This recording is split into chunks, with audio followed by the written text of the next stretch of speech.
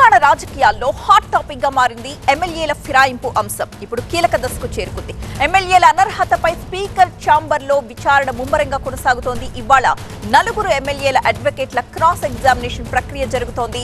Speaker chamber లో ఫిరాయింపు ఆరోపణలు ఎదుర్కొంటున్న ఎమ్మెల్యేల అడ్వకేట్స్ ని క్రాస్ ఎగ్జామిన్ చేస్తున్నారు బీఆర్ఎస్ న్యాయవాదులు.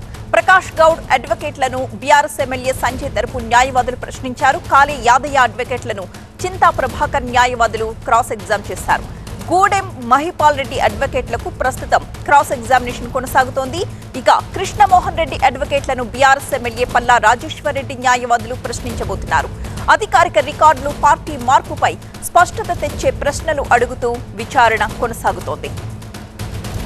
ఫిరాయింపు ఆరోపణలు ఎదుర్కొంటున్న 4 ఎమ్మెల్యేల అడ్వకేట్లు పిటిషన్దారులైన బీఆర్ఎస్ ఎమ్మెల్యేలు పల్లా రాజేశ్వర్ రెడ్డి, కల్వకుంట్ల సంజయ్, చింతా ప్రభాకర్ ను సోమవారం స్పీకర్ విచారించారు. 2వ విడతలో భాగంగా ఇవాళ కూడా విచారణ కొనసాగుతోంది. ఎమ్మెల్యేల రాజకీయ భవితవ్యాన్ని తేల్చడానికి స్పీకర్ చేపట్టిన ఈ విచారణ రాష్ట్ర రాజకీయాల్లోనే ఒక హై టెన్షన్ క్రియేట్ చేస్తోంది. ప్రతినిధి అశోక్ ఈ విచారణకు సంబంధించిన ఫుల్ డీటెయిల్స్ అందించడానికి సిద్ధంగా ఉన్నారు. అశోక్, అసెంబ్లీలో ఇంకా విచారణ కొనసాగుతూనే ఉంది. మార్నింగ్ 11 గంటలకు స్టార్ట్ అయినటువంటి ఈ విచారణ ఇంకా కూడా కొనసాగుతూనే ఉంది. ముగ్గురి విచారణ ఇప్పటికే అయిపోయింది. చివరిగా ఉన్నటువంటి కృష్ణమోహన్ రెడ్డికి సంబంధించినటువంటి విచారణ ఇంకా కొనసాగుతుంది. అయితే ఏదైతే ఆరోపించబడ్డారో ఆ ఎమ్మెల్యేలకు సంబంధించినటువంటి అడ్వకేట్లు మాత్రమే ఇక్కడ పార్టిసిపేట్ చేయడం జరిగింది. అలాగే ఆరోపించినటువంటి బీఆర్ఎస్కి సంబంధించినటువంటి ఎమ్మెల్యేలు ఎవరు కూడా రాలేదు. వాళ్ళకి సంబంధించినటువంటి అడ్వకేట్లు మాత్రమే ఇక్కడికి రావడం జరిగింది. అయితే గతంలో జరిగినటువంటి విచారణలో స్పీకర్ ముందు జరిగినటువంటి మొదటి మీటింగ్లో అడ్వకేట్లు మొత్తం కూడా ఈ ఆరోపణలు ఎదుర్కొన్నటువంటి ఎమ్మెల్యేలకు సంబంధించి మాట్లాడడం జరిగింది. వాళ్ళకు ఉన్నటువంటి ఏదైతే ఆధారాలు ఉన్నాయో, మేము పార్టీలో చేరలేదు, ఏ పార్టీలో చేరలేదు, బీఆర్ఎస్లోనే ఉన్నాం, దానికి సంబంధించినటువంటి ఆధారాలు ఇవే అని చెప్పి ఆ వాదన కూడా వినిపించిన నేపథ్యం మనం చూసాం. దానికి సంబంధించినటువంటి డీటెయిల్స్ మొత్తం తీసుకొని ఈ రోజు బీఆర్ఎస్కి సంబంధించినటువంటి అడ్వకేట్లు వీళ్ళు ఇచ్చినటువంటి వాటి ఆధారాలపైన క్రాస్ ఎగ్జామినేషన్ చేసిన పరిస్థితి మనకు కనిపిస్తుంది. ఇంకా కూడా విచారణ కొనసాగుతూనే ఉంది. తమ దగ్గర ఉన్నటువంటి ఆధారాలు ఏదైతే బీఆర్ఎస్ ఎమ్మెల్యేలు ఆరోపిస్తున్నారో వాళ్ళ దగ్గర ఉన్నటువంటి ఆధారాలు పూర్తి స్థాయిలో సబ్మిట్ చేసినట్టుగా తెలుస్తుంది. స్పీకర్ ఛాంబర్లో ఈ మొత్తం విచారణ కొనసాగుతూనే ఉంది. దీని తర్వాత ఈ విచారణ కొనసాగిన తర్వాత బీఆర్ఎస్ ఎమ్మెల్యేలు కూడా మాట్లాడే అవకాశం కూడా మనకు కనిపిస్తుంది. ఈ మొత్తం క్రోడీకరించుకొని 5th రోజు ఈ స్పీకర్ ఎలాంటి డెసిషన్ తీసుకోబోతుందని మాత్రం ఒక ఉత్కంఠ అయితే నడుస్తుందని చెప్పొచ్చు. ఎందుకంటే 6th తర్వాత స్పీకర్ వేరే ఆస్ట్రేలియా టూర్లో ఉన్న నేపథ్యంలో ముందుగానే దీన్ని కంప్లీట్ చేయాలని చూస్తున్న నేపథ్యంలో 5వ తారీఖు రోజే దీనికి సంబంధించినటువంటి ఒక జడ్జిమెంట్ ఇవ్వాలని చెప్పి కూడా అటు స్పీకర్ భావిస్తున్నట్టుగా తెలుస్తుంది. మిగతా ఎమ్మెల్యేలు ఏదైతే 6 మొత్తం 10 మందికి సంబంధించినటువంటి ఎమ్మెల్యేలు పైన కంప్లీట్ ఇచ్చిన నేపథ్యంలో 4కి సంబంధించిన దానిపైన పూర్తి స్థాయిలో కంప్లీట్ అయిపోయిందని చెప్పొచ్చు. దీని తర్వాత ప్రొసీడింగ్స్ ఏముంటాయి మాత్రం స్పీకర్ వెల్లడించే అవకాశం మనకు కనిపిస్తుంది. కానీ మిగతా 6 ఎమ్మెల్యేలకు సంబంధించి వాళ్ళు కోరినటువంటి గడువు కూడా కంప్లీట్ అయిన నేపథ్యంలో వాళ్ళు ఏ విధంగా స్పందిస్తారు, వాళ్ళని కూడా స్పీకర్ పిలిచే అవకాశం ఉందా, వాళ్ళకి సంబంధించినటువంటి అడ్వకేట్లు కావచ్చు, వాళ్ళ దగ్గర ఉన్నటువంటి ఆధారాలు కావచ్చు, వీటన్నింటినీ స్పీకర్ ముందు ఏ విధంగా ప్రొజెక్ట్ చేస్తారు మాత్రం వేచి చూడాల్సిన అవసరం కనిపిస్తుంది. దసరా పండుగ సెలవులు ఉన్న నేపథ్యంలో దాని తర్వాత దీనికి సంబంధించినటువంటి ఏదైనా విచారణ ఉంటుందా, లేకపోతే ముందుగానే దీన్ని కంప్లీట్ చేస్తారా అని మాత్రం వేచి చూడాల్సిన అవసరం కనిపిస్తుంది. మొత్తానికైతే ఏ విచారణకు సంబంధించిన దానిపైన డీటెయిల్స్గా ఏ విధంగా స్పీకర్ స్పందిస్తాడు, ఎలాంటి జడ్జిమెంట్ని ఇస్తాడనే దానిపైన మాత్రం వేచి చూడాల్సిన అవసరం కనిపిస్తుంది. Right, thank you Ashok. 5 లో సెకండ్ ఎక్స్క్లూజివ్ న్యూస్ చూద్దాం. తెలంగాణలో రీఎంబర్స్మెంట్ రచ్చకు సంబంధించిన వార్త. ప్రైవేట్ కాలేజీల యాజమాన్యాలు ప్రభుత్వానికి మధ్య ఫీజు రీఎంబర్స్మెంట్ వివాదం మళ్లీ తెరపైకొచ్చింది. దీంతో విద్యార్థుల భవిష్యత్తుపై మళ్లీ ఆందోళన మొదలైపోయింది. ఆ డీటెయిల్స్ మనం ప్రస్తుతం బ్రేకింగ్ లో చూస్తున్నాం. తెలంగాణలో ప్రైవేట్ ఉన్నత విద్యా సంస్థల కీలక నిర్ణయానికి సంబంధించిన బ్రేకింగ్ న్యూస్ ఇది. బకాయిల కోసం సమ్మె బాట పట్టనున్నాయి ప్రైవేట్ కాలేజీలు. ఈ నెల 12 లోపు బకాయిలు విడుదల చేయకుంటే 13 నుంచి సమ్మె చేస్తామంటున్నారు. 1200 కోట్ల రూపాయలు ఇస్తామని 200 కోట్ల రూపాయలు మాత్రమే చెల్లించారని ఆగ్రహం వ్యక్తం చేస్తున్నాయి కాలేజీ యాజమాన్యాలు. ఈ నెల 12లోగా 1000 కోట్ల రూపాయలు చెల్లించి మిగిలిన బకాయిల చెల్లింపుపై క్యాలెండర్ ఇవ్వాలంటున్నాయి యాజమాన్యాలు. అవసరమైతే విద్యార్థులతో కలిసి చలో హైదరాబాద్ చేపడతామంటూ ఆగ్రహం వ్యక్తం చేస్తున్నాయి. ఇక ఇదే విషయంపై ఇటీవల డిప్యూటీ సీఎం భట్టి విక్రమార్క, మంత్రి శ్రీధర్ బాబు, ఆర్థిక శాఖ ముఖ్య కార్యదర్శితో కాలేజీల ప్రతినిధుల బృందం సమావేశమైంది. బకాయిల గురించి ప్రస్తావించగా ఇప్పుడు నిధులు విడుదల చేయడం సాధ్యపడదని ప్రభుత్వం స్పష్టం చేసినట్లుగా తెలుస్తోంది. దీంతో సమ్మెకు దిగాలని ప్రైవేట్ ఉన్నత విద్యా సంస్థల సమాఖ్య సమ్మె డేట్ ని కూడా ప్రకటించింది. ప్రతినిధి ఎలేందర్ లైవ్ లో సిద్ధంగా ఉన్నారు. ఎలేందర్, ఈ నిధుల విడుదల జాప్యానికి అసలు కారణం ఏంటి? 1200 కోట్ల రూపాయలు రిలీజ్ చేస్తాం వెంటనే అన్న ప్రభుత్వం 200 కోట్ల రూపాయలు మాత్రమే ఇచ్చేందుకు చేతులు దులుపుకుంది.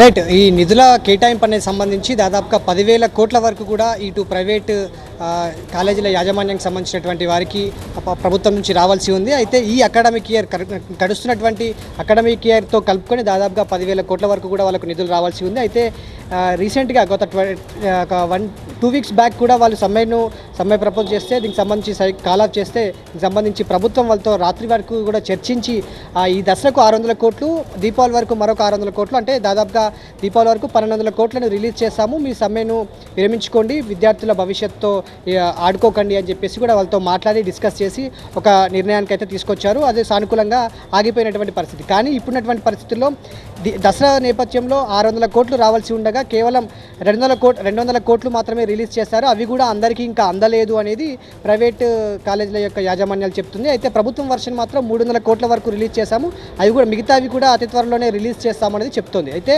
ఇప్పుడు మీరు ఇచ్చినటువంటి హామీ మేరకే 600 కోట్లు దసరా వరకు ఇస్తామన్నారు, కానీ కేవలం 200 కోట్లు 300 కోట్లు రిలీజ్ చేశారు. సో మిమ్మల్ని ఎలా నమ్మేది?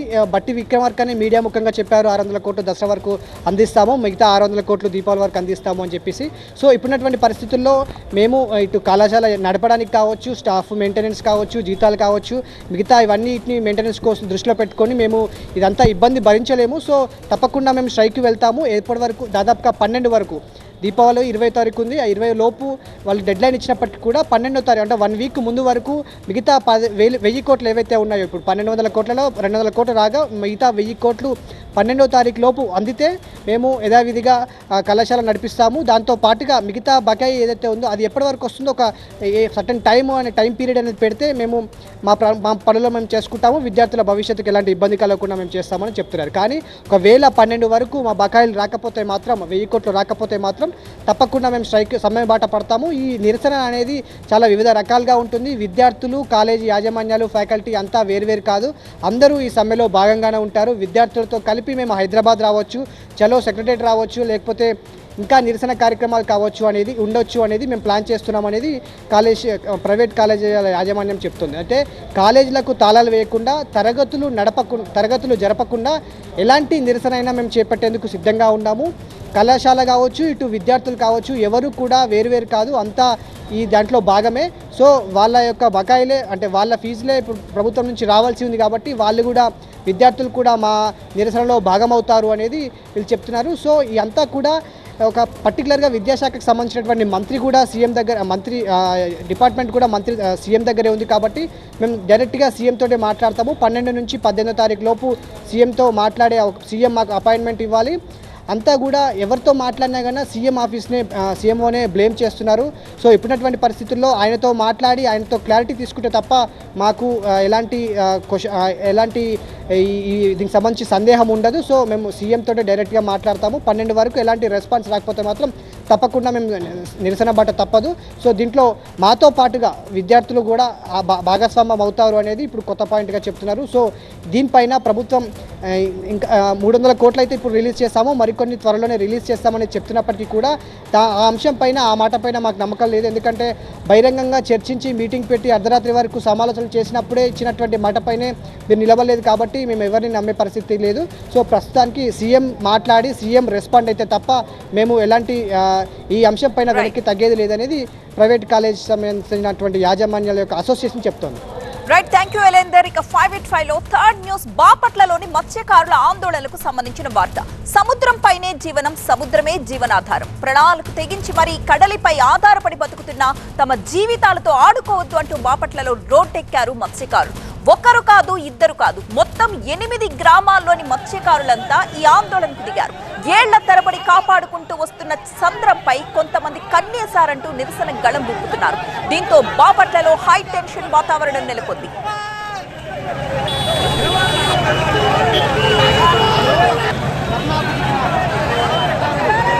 ఈపురపాలెం దగ్గర స్ట్రైట్ కట్ వివాదం మళ్లీ తెరపైకొచ్చింది. స్ట్రైట్ గా వెళ్లే సముద్రాన్ని ఎల్ షేప్ లోకి తెస్తున్నారని ఆగ్రహిస్తున్నారు మత్స్యకారులు.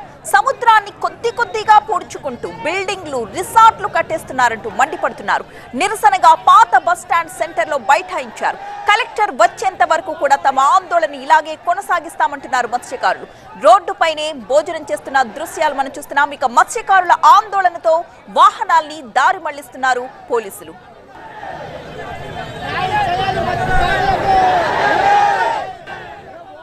మా ప్రతినిధి నాగరాజు సిద్ధంగా ఉన్నారు. నాగరాజు, అసలు ఈ స్ట్రైట్ కట్ వివాదం ఏంటి? అలాగే సంబంధిత శాఖాధికారులు ఎవరైనా మత్స్యకారుల ఆందోళనలపై స్పందించారా? ఈపురపాలెం స్ట్రైట్ కట్ అనేది ఒక కాలువ. ఇది విజయలక్ష్మీపురం అదేవిధంగా అడవి పంచాయతీల మధ్య సముద్రంలో కలుస్తుంది. సముద్రంలో కలిసే ముందుగా ఎల్ షేప్లో తిరిగి ఆ తర్వాత సముద్రంలో కలుస్తుంది. అయితే ప్రస్తుతం ఆ ఎల్ షేప్ ఉన్నదాన్ని కూడా కొంతమంది రియల్ ఎస్టేట్ వ్యాపారులు అదేవిధంగా అక్కడ ఎవరైతే రిసార్ట్స్ నిర్మాణాలు చేస్తున్నారో వాళ్ళు ముఖ్యంగా ఆ ఎల్ షేప్ ఉన్న స్ట్రైట్ కట్ను కూడా నేరుగా చేసే ప్రయత్నం చేస్తున్నారు. దీనివల్ల సముద్రంలోకి వెళ్ళడం రావడం అదేవిధంగా బోట్లు ఆ కాలువలో నిలిపి ఉంచడం అనేది కష్టసాధ్యంగా మారుతుంది అనేది మత్స్యకారులు ఎప్పటి నుంచో కూడా చెప్తున్నమాట. అయితే ఇందులో భాగంగానే గతంలో ఉన్నప్పుడు అధికారులు కావచ్చు అక్కడ ఉన్న ప్రజాప్రతినిధులు కాదు స్పందించి ఎక్కడైతే స్ట్రైట్ కట్గా మార్చారో దాన్ని ఎల్ షేప్లో ఉంచేందుకు కూడా కొన్ని పనులు చేశారు. బండరాలు వేస్తే ఆ బండరాలన్నింటినీ కూడా తొలగించారు. తర్వాత యథావిధిగా పనులన్నీ కూడా ఆగిపోయాయి. ఇప్పుడు మత్స్యకారులంతా కూడా ఒకటే డిమాండ్ చేస్తున్నారు. గతంలో ప్రారంభించిన పనులన్నింటినీ కూడా పూర్తి చేయాలి. ఏదైతే స్ట్రైట్ కట్గా మార్చడానికి ఒక వెంకట్రావు అనే వ్యాపారి చేస్తున్న ప్రయత్నాలన్నింటినీ కూడా పూర్తిగా అడ్డుకొని ఎల్ షేప్లో ఉంచే విధంగా చేయాలి. అలా చేస్తేనే మత్స్యకారులకు మేలు అనేది వాళ్ళంతా కూడా చెప్తున్నమాట. బాపట్లకి ఈరోజు ఉదయాన్నే 12 గంటల సమయానికి చేరుకున్న మత్స్యకారులంతా కూడా మొదట అంబేద్కర్ విగ్రహం వద్ద మానవహారం చేశారు. తర్వాత ఓల్డ్ బస్టాండ్ సెంటర్ వరకు వచ్చారు. ఆ తర్వాత కలెక్టరేట్ వైపు వెళ్ళారు. అయితే కలెక్టరేట్కు కొద్దిగా ముందుగానే చిలూరు రోడ్లో మొత్తాన్ని కూడా పోలీసులు ఆపడం జరిగింది. చిలూరు రోడ్డు మొత్తాన్ని కూడా ఆక్రమించిన మత్స్యకారులు రోడ్డు మీద బైఠాయించారు. మధ్యాహ్న భోజనాలు అక్కడే చేశారు. ఇప్పటికి కూడా ఆందోళన కొనసాగిస్తున్నారు. ప్రధానంగా ఇప్పుడు డిమాండ్ ఏంటంటే కలెక్టర్ వచ్చి తమ సమస్య విని తమ సమస్య పరిష్కారం చేయాలి. అదేవిధంగా హామీ ఇవ్వాలి. హామీ మేరకు పనులు జరగాలనేది మత్స్యకారులంతా డిమాండ్ చేస్తున్నారు. మరొక వైపు కలెక్టర్ కొద్దిసేపటి క్రితమే రేపల్ల వేమూరులో జరిగిన ఏదైతే కృష్ణానదికి వరద ప్రాంతం ఉంది కదా వరద ప్రాంతాలన్నీ కూడా సమీక్ష చేసి అక్కడ అధికారులతో కూడా మాట్లాడడం జరిగింది. మంత్రి కూడా వచ్చారు కాబట్టి ఆ కార్యక్రమాల్లో పాల్గొన్న కలెక్టర్ కొద్దిసేపటి క్రితం కలెక్టరేట్కి తిరిగి వచ్చారు. అయితే మత్స్యకారులకు సంబంధించి 30 మందితో కూడిన ఒక బృందాన్ని ఏదైతే కలెక్టరేట్కి రావాలని చెప్పారు. కలెక్టరేట్కి వచ్చిన తర్వాత కలెక్టరేట్లో ఏదైతే సమస్యలు ఉన్నాయో మత్స్యకారుల సమస్యలు వాటన్నిటి మీద కూడా చర్చిద్దాం. ప్రభుత్వం వైపు నుంచి ఏం చేయాలనుకుంటే అది చేసేందుకు కూడా ప్రభుత్వం సిద్ధంగా ఉంది. అధికారులు కూడా సిద్ధంగా ఉన్నారని చెప్పి కూడా ఒక డెలిగేషన్ అయితే పంపించడం జరిగింది. కానీ మత్స్యకారులు మాత్రం కలెక్టరేట్కి వచ్చేది లేదు. కలెక్టరే తమ వద్దకు రావాలి, ఎక్కడైతే ఆందోళన చేస్తున్నామో అక్కడికి రావాలి అని చెప్పి చెప్పడం జరిగింది. ఈ నేపథ్యంలోనే ఒక ప్రతిష్టంభన అయితే కొనసాగుతుంది. ఒక టీం కలెక్టరేట్కి వెళ్ళి కలెక్టరేట్లో సమస్య పరిష్కారం చేసేందుకు కలెక్టర్తో భేటీ అవుతారా లేదా అనేది కూడా వేచి చూడాల్సి ఉంది. మరొక వైపు కలెక్టర్ ఇప్పటికే చాలా స్పష్టంగా కూడా చెప్పినట్టుగా తెలుస్తుంది.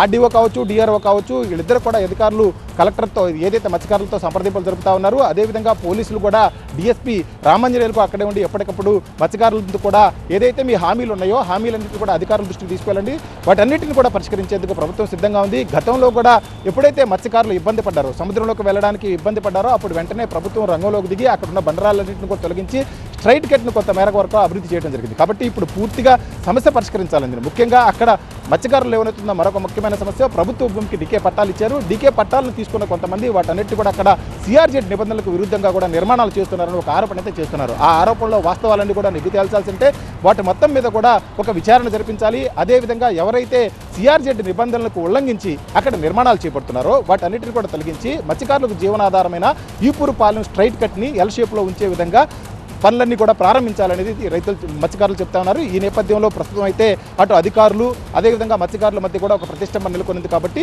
ఏం జరుగుతుందా అనేది చూడాలి. అయితే మత్స్యకారులు మాత్రం ఒకటే డిమాండ్ చేస్తున్నారు. తమ వాదన విని తమ హామీలు ఇచ్చి అటన్నిటిని పూర్తి చేసేంత వరకు మాత్రం ఆందోళన విరమించేది లేదు. ఎందుకంటే ఇప్పటికే గత 2-3 నెలలుగా కూడా ఈ వివాదం నడుస్తూ ఉంది. జూన్లో ఆందోళన చేసినప్పుడు కూడా పెద్ద ఎత్తున అధికారులంతా వచ్చి కొంతమేరకు అయితే పనులు చేశారు. ఆ తర్వాత పనులు మాత్రం ఆగిపోవడం జరిగింది. కాబట్టి ఈసారి ఎట్టి పరిస్థితుల్లోనూ తమకు జీవనాధారం ఏదైతే ఈపురపాలెం స్ట్రైట్ కట్లోనే బోట్లన్నీ ఉంచుతాం కాబట్టి ఆ బోట్లు దెబ్బతినకుండా అలలు నేరుగా రాకుండా ఉండాలంటే అక్కడ ఎల్ షేప్లోనే ఉండాల్సిన పరిస్థితి ఉంది. కాబట్టి ఆ విధంగా ప్రభుత్వం వైపు నుంచి మాత్రం ఖచ్చితమైన చర్యలు తీసుకోవాలి. అందుకు తగ్గ హామీ కలెక్టరే ఇవ్వాలి అనేది మాత్రం మత్స్యకారులు చెప్తున్నారు. చూడాలి మత్స్యకారుల ప్రతిష్టంభన మత్స్యకారుల డిమాండ్స్ ప్రభుత్వం అంగీకరిస్తుందా, కలెక్టర్ మత్స్యకారుల వద్దకు వస్తారా లేదా మత్స్యకారుల బృందం కలెక్టర్ వద్దకు వెళ్ళి ఈ సమస్యకు ఒక సానుకూలమైన పరిష్కారం కనుగొంటుందో లేదనేది వేచి చూడాల్సి ఉంది.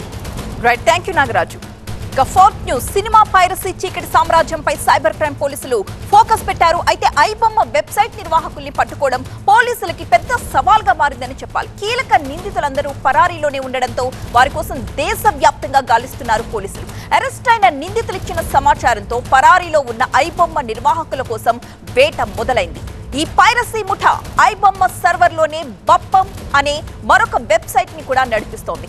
కేవలం కొత్త సినిమాలే కాకుండా ఓటీటీ ప్లాట్ఫామ్స్ లో ఉన్న కంటెంట్ ని కూడా పైరసీ చేసేసి సొమ్ము చేసుకుంటున్నారు ఈ కేటుగాళ్లు. ఐబొమ్మ ఏజెంట్స్ ఉత్తరాది రాష్ట్రాల్లో విస్తరించి ఉన్నట్టుగా సైబర్ క్రైమ్ పోలీసులు గుర్తించారు. దీంతో ఈ కీలక నిర్వాహకుల్ని పట్టుకోవడానికి సైబర్ క్రైమ్ బృందాలు ఇతర రాష్ట్రాలకు కూడా వెళ్లి గాలింపు చర్యలు చేపట్టాయి. త్వరలోనే కీలక నిందితుల్ని అరెస్ట్ చేస్తామని పోలీసులు చెబుతున్నారు. 2 సంవత్సరాల క్రితమే దమ్ముంటే పట్టుకోండి అంటూ ఈ ముఠా పోలీసులకు సవాల్ విసిరింది. మా ప్రతినిధి ప్రణీత సిద్ధంగా ఉన్నారు. ప్రణీత, ఈ ఐబొమ్మ నిర్వాహకులను పట్టుకోవడంలో పోలీసులు ఎంతవరకు వెళ్లారు? అలాగే వీళ్ళకి సంబంధించి ఏదైనా క్లూ దొరుకుతుందా? ఎక్కడున్నారు ఏంటి అని? కొద్ది రోజుల క్రితమే మనం చూసాము. మొత్తం దేశవ్యాప్తంగా కూడా ఈ పైరసీ ముఠా ఏ స్థాయిలో విస్తరించిందో హైదరాబాద్ మాజీ సిపిగా ఉన్నటువంటి సిబి ఆనంద్ ఒక పీపీటీ ద్వారా ఎక్స్ప్లెయిన్ చేశారు. ఎన్ని రకాలుగా పైరసీ జరుగుతుంది, సో ఆ పైరసీ ద్వారా చివరి లింక్ అంటే చివరి బెనిఫిట్ ఎవరు పొందుతున్నారు అనేటువంటి వివరాలను కూడా హైదరాబాద్ పోలీసులు ఎక్స్ప్లెయిన్ చేశారు. మొత్తం బెట్టింగ్ మాఫియానే మొత్తం ఈ ఆన్లైన్ పైరసీని కూడా నడిపిస్తుంది. మూవీ పైరసీ ముఠా వెనకాల ఉన్నది మాత్రం ఆన్లైన్ బెట్టింగ్ యాప్ నిర్వాహకులు అనేటువంటి అంశాన్ని 2 రోజుల క్రితమే హైదరాబాద్ సిటీ పోలీసులు క్లారిటీ ఇచ్చారు. తాజాగా ఇప్పుడు ఈ ఐబొమ్మతో పాటు ఈ బొప్పం ఈ రెండింటికి సంబంధించి ఒకే సర్వర్ ద్వారా ఇది పనిచేస్తున్నట్టు పోలీసులు గుర్తించారు. సో ఓటీటీలో రిలీజ్ అయ్యేటువంటి సినిమాలను వీళ్ళు నేరుగా ఈ ప్లాట్ఫామ్స్లో అప్లోడ్ చేస్తున్నారు. దీంతోపాటు పైరేటెడ్గా ఉన్నటువంటి మూవీ వీడియోస్ని కూడా వీళ్ళు ఈ ఐబొమ్మలో అప్లోడ్ చేస్తున్నారు. సో ఈ విధంగా అప్లోడ్ చేయడం ద్వారా సినీ ఇండస్ట్రీకి సంబంధించి గతంలో ఒక్క ఏడాదిలోనే దాదాపు 3,000 కోట్ల రూపాయలకు పైగా నష్టం వాటిల్తున్నటువంటి అంశాన్ని కూడా హైదరాబాద్ సిటీ పోలీసులు చెప్పారు. సో ఈ ఐబొమ్మ అండ్ బొప్పం ఈ 2 వెబ్సైట్స్ని తెలుగు ప్రజలు ఎక్కువగా యూజ్ చేస్తూ ఉంటారు. అటు హైదరాబాద్ ఏపీతో పాటు ఢిల్లీలో ఉన్నటువంటి తెలుగు వాళ్ళు, ఇతర రాష్ట్రాలటువంటి తెలుగు వాళ్ళకి ఈ 2 వెబ్సైట్స్ చాలా ఫెమిలియర్గా ఉన్నటువంటి వెబ్సైట్స్ ఇవి. ఏదైనా కొత్త సినిమా వచ్చిందంటే సార్ అదే రోజు ఈవినింగ్కి ఈ వెబ్సైట్స్లో ఆ సినిమాకి సంబంధించినటువంటి కంటెంట్ అంతా కూడా అప్లోడ్ అయి ఉంటుంది. సో ఈ తరహా పైరసీకి పాల్పడుతున్నటువంటి ముఠాలపైన ఎప్పటి నుండో హైదరాబాద్ సిటీ పోలీసులు ఫోకస్ చేశారు. వారిని పట్టుకునేటువంటి క్రమంలో 2 రోజుల క్రితం దాదాపు ఒక 10 మందిని కూడా పోలీసులు అదుపులోకి తీసుకున్నారు. వీరిలో 5గురిని కూడా ఇప్పటికే రిమాండ్కి తరలించారు. సో వాళ్ళు ఇచ్చినటువంటి ఇన్ఫర్మేషన్ని బేస్ చేసుకొని ఈ ఐబొమ్మ నిర్వాహకులను పట్టుకునేందుకు పోలీసులు ప్రయత్నిస్తున్నారు. దేశవ్యాప్తంగా ఉన్నటువంటి నార్త్ స్టేట్స్లో ఈ ఐబొమ్మకి సంబంధించినటువంటి ఏజెంట్లు అక్కడ తలదాచుకున్నట్లు ఇప్పటికే పోలీసులకు ఇన్ఫర్మేషన్ వచ్చింది. సో ఆ ఏజెంట్స్ని కూడా అదుపులోకి తీసుకున్నటువంటి ప్రయత్నాన్ని చేస్తున్నారు. ఏదేమైనా సరే పైరసీని లోతు స్థాయిలో అంటే పైన ఉన్నటువంటి ఆన్లైన్ బెట్టింగ్ ముఠా నుండి గ్రౌండ్ లెవెల్లో ఈ వీడియోస్ని అప్లోడ్ చేస్తున్నటువంటి ఏజెంట్ల వరకు ప్రతి ఒక్కరిని కూడా అరికడితేనే మొత్తం ఈ పైరసీ ఆగుతుంది అనేటువంటి ఉద్దేశంతో హైదరాబాద్ సిటీ పోలీసులు ఈ బొప్పం ఐబొమ్మ యాప్ నిర్వాహకులను కూడా పట్టినటువంటి ప్రయత్నం చేస్తున్నారు. 2 years క్రితం ఫిలిం ఛాంబర్కి ఒక ప్రకటన కూడా ఐబొమ్మ తరపు వాళ్ళు చేశారు. ఒకవేళ మీరు కనుక ఈ పైరసీ పైన కంప్లైంట్స్ ఆపకపోతే మీ అంతా చూస్తాము, మీకు సంబంధించినటువంటి ఐడెంటిటీని అంతా కూడా బయట పెడతామంటూ కూడా గతంలో హెచ్చరికలు చేశారు. సో వాటిని బేస్ చేసుకొని అప్పట్లో ఫిలిం ఛాంబర్ వాళ్ళు పోలీసులకు కంప్లైంట్ చేయడంతోనే పోలీసులు ఐబొమ్మతో పాటు బొప్పం లింక్స్ పైన దర్యాప్తు చేపట్టారు. సో ప్రజెంట్ వారి కోసం ఇంకా గాలిస్తున్నారు. Right, thank you Praneetha. 5@5 లో 5th న్యూస్ చూద్దాం. 2 తెలుగు రాష్ట్రాల్లో వాతావరణం ఎలా ఉండబోతోంది అనేది. తెలుగు రాష్ట్రాల్లో ప్రస్తుతం వానలు కురుస్తున్నాయి. మొన్నటి వానలకు కాస్త గ్యాప్ వచ్చిందో లేదో మళ్లీ షురూ చేస్తున్నాయి. బంగాళాఖాతంలో ఏర్పడ్డ అల్పపీడనం బలపడుతుండటంతో ఏపీ తెలంగాణకు వాతావరణ కేంద్రం మరోసారి వర్ష సూచన చేస్తోంది. పశ్చిమ మధ్య బంగాళాఖాతంలో కేంద్రీకృతమై ఉన్న అల్పపీడనం మరికొద్ది గంటల్లోనే వాయుగుండంగా మారే అవకాశం ఉందని కూడా తెలిపింది.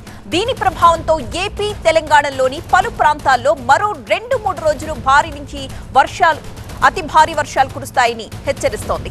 ఏపీలోని కొన్ని జిల్లాలకు వాతావరణ శాఖ ఆరెంజ్ అలర్ట్ జారీ చేయగా కొన్ని జిల్లాలకు ఎల్లో అలర్ట్ జారీ చేసింది. ప్రధానంగా పశ్చిమ గోదావరి, అంబేద్కర్, కోనసీమ, తూర్పు గోదావరి, కాకినాడ, అనకాపల్లి, విశాఖపట్నం, విజయనగరం జిల్లాలు ఆరెంజ్ అలర్ట్ లో ఉన్నాయి.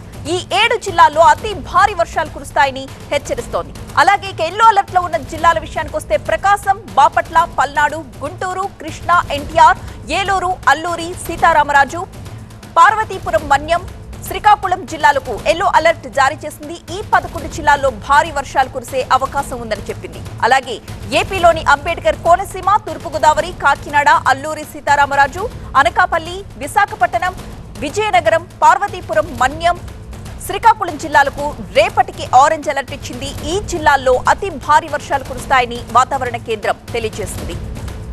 ఇక ప్రకాశం, బాపట్ల, పల్నాడు, గుంటూరు, కృష్ణా, ఎన్టీఆర్, ఏలూరు, పశ్చిమ గోదావరి జిల్లాలకు రేపటి వరకు ఎల్లో అలర్ట్ జారీ చేసింది. ఈ జిల్లాల్లో ఈ 8 జిల్లాల్లోనూ భారీ వర్షాలు పడే అవకాశం ఉన్నట్లు తెలియజేసింది. ఇక బంగాళాఖాతంలోని అల్పపీడనం తెలంగాణపైన కూడా ప్రభావం చూపిస్తుందని చెప్పింది. ఈ క్రమంలోనే 14 జిల్లాలకు వాతావరణ కేంద్రం ఎల్లో అలర్ట్ జారీ చేసిందంటే భారీ వర్షాలు కురిసే అవకాశం ఉందన్నమాట. సూర్యాపేట, ఖమ్మం, భద్రాద్రి కొత్తగూడెం, మహబూబాబాద్, జనగామ, వరంగల్, హనుమకొండ, ములుగు, భూపాలపల్లి, కరీంనగర్, పెద్దపల్లి, మంచిర్యాల, జగిత్యాల, హైదరాబాద్ ఈ 14 జిల్లాల్లో అక్కడక్కడ వర్షాలు పడే అవకాశం ఉందని తెలిపింది. ఇక హైదరాబాద్లోని పలు ప్రాంతాల్లో ప్రస్తుతం వాన కురుస్తోంది. మా ప్రతినిధి ఖాజా మరిన్ని డీటెయిల్స్ తో సిద్ధంగా ఉన్నారు. Khaja, over to you. బంగాళాఖాతంలో ఏర్పడిన అల్పపీడనం బలపడింది. ఇది క్రమంగా ఉత్తర వాయువ్య దిశ కదులుతూ మరింత బలపడే అవకాశం ఉందని వాతావరణ శాఖ అంచనా వేస్తుంది. ఇది రేపటికి తీవ్ర వాయుగుండంగా మారబోతుంది. ఎల్లుండి ఉదయానికి ఒడిశాలోని గోపాల్పూర్, పారదీప్ మధ్య తీరం దాటే అవకాశం ఉంది. తీరం దాటే సమయానికి భారీగా తీరం వెంబడి గాలులు వీచే అవకాశం ఉంది. ఇప్పటికే చాలా చోట్ల కోస్తా తీరం వెంబడి గాలులు గంటకు 45 నుంచి 50 కిలోమీటర్ల వేగంతో ఎదురుగాలులు వీస్తున్నాయి. దీంతోపాటు ప్రధానంగా ఉత్తర కోస్తాలోని రేపు చాలా జిల్లాల్లో ఆరెంజ్ అలర్ట్ ప్రకటించారు. ఆరెంజ్ అలర్ట్ జిల్లాల్లో ప్రధానంగా దాదాపుగా 12 నుంచి 20 సెంటీమీటర్ల వరకు వర్షపాతం నమోదయ్యే అవకాశం ఉంది. ప్రధానంగా రేపు శ్రీకాకుళం, పార్వతీపురం, మన్యం, అల్లూరి జిల్లా, విజయనగరం, విశాఖ, అనకాపల్లి, తూర్పుగోదావరి, కోనసీమ, కాకినాడ, యానం జిల్లాలలో అతి భారీ వర్షాలు కురుస్తాయి. దీంతోపాటు పశ్చిమ గోదావరి, ఏలూరు, పల్నాడు, కృష్ణా, గుంటూరు, ప్రకాశం జిల్లాల్లో భారీ వర్షాలు పడే అవకాశం ఉంది. ప్రధానంగా ప్రస్తుతానికి ఈ వాయుగుండం లేటెస్ట్ ఐఎండీ బులెటిన్ ప్రకారం విశాఖకి 400 కిలోమీటర్ల దూరంలో ఉంది. అలాగే ఒడిశాలోని గోపాల్పూర్కి 420 కిలోమీటర్లు, అలాగే ఒడిశా పారాదీప్కి 500 కిలోమీటర్ల దూరంలో కేంద్రీకృతమైంది. 4 రోజుల పాటు మత్స్యకారులు ఎవరు వేటకు వెళ్ళొద్దని అధికారులు సూచిస్తున్నారు. ఎందుకంటే తీరం వెంబడి బలమైన ఎదురుగాలు వీస్తున్నాయి. గంటకు 45 నుంచి 55 కిలోమీటర్ల వేగంతో ఉన్నాయి. ఇది తీరానికి సమీపాన ఈ వాయుగుండం కాస్త తీవ్ర వాయుగుండంగా మారి అతి సమీపంగా వస్తున్నప్పుడు ఈ గాలుల తీవ్రత మరింత పెరిగే అవకాశం ఉంది. గరిష్టంగా కోస్తా తీరం వెంబడి 65 కిలోమీటర్ల వేగంతో ఎదురుగాలు వీసే అవకాశం ఉంది. చాలా చోట్ల ప్రధానంగా ఉత్తర కోస్తాలో భారీ నుంచి అతి భారీ వరదలు పడతాయి. కొన్ని జిల్లాల్లో దాదాపుగా ఈ జిల్లాల్లో అధికారులంతా అప్రమత్తంగా ఉండాలని అధికారులు హెచ్చరికలు జారీ చేశారు. దీంతోపాటు సముద్రంలో మత్స్యకారులు వేటకు వెళ్ళొద్దన్నారు. దీంతోపాటు గాలుల తీవ్రత పెరుగుతున్న నేపథ్యంలో దసరా మండపాలు ఏవైతే ఉన్నాయో కచ్చా ఇల్లు కూలిపోయే అవకాశం ఉంది. దసరా మండపాల వద్ద కూడా ఎక్కువ మంది ఉత్తర కోస్తా ప్రధానంగా శ్రీకాకుళం, విజయనగరం, పార్వతీపురం, మన్యం జిల్లాల్లో మండపాల వద్ద ఎక్కువగా జనం గుమిగూడవద్దని అధికారులు సూచించారు. మొత్తం మీద అధికారులంతా ఈ వాతావరణ శాఖ హెచ్చరికలతో ప్రభావిత ప్రాంతాల జిల్లాల అధికారులంతా కూడా అప్రమత్తమయ్యారు. Right, thank you Khaja. ఇది వాటి 585